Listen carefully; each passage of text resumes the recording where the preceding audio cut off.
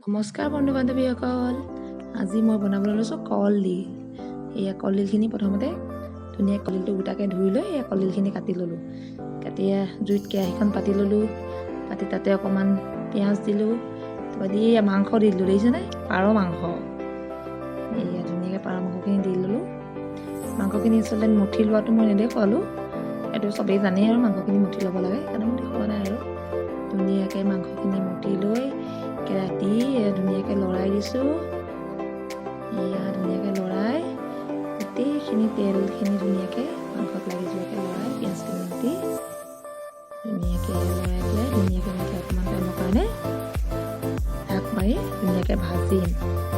ধুনীয়াকৈ ভাজ খোৱাকৈ ভাজিম। দিছোঁ এয়া 5 মিনিটমানৰ পিছত এয়া অকণমান উদঙাই চাইছোঁ। ধুনীয়াকৈ মাংসকণ সিজিছে। মোৰ তলত জুই ধুনীয়াকৈ দি থৈছোঁ যে ধুনীয়াকৈ মাংসকণ সিজি গৈছে সেইকাৰণে। এয়া সিজি গৈছে। এতিয়া মই ইয়াতে আপোনাৰ কাটি যে থৈছিলোঁ কলডিলখিনি সেইখিনি দিম।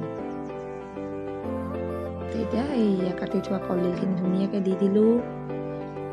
কলডিল আৰু আলু আছিলে এইখিনি ধুনীয়াকৈ দি মাংসখিনি লগত ধুনীয়াকৈ লৰাই লৈ মিক্স কৰি ধুনীয়াকৈ আকৌ ভাজিব লাগিব।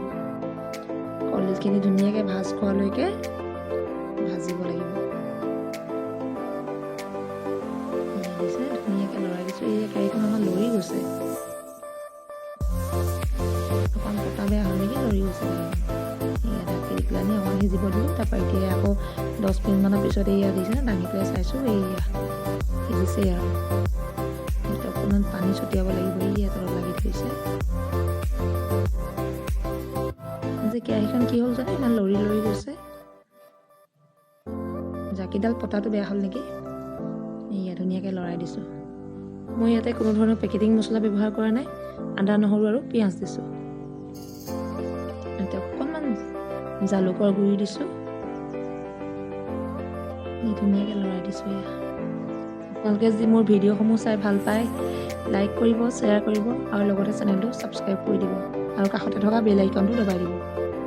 যিসকলৰ হাই প্ৰেছাৰ আছে, পাৰ মাংস কলডিল এভইড কৰি চলিব।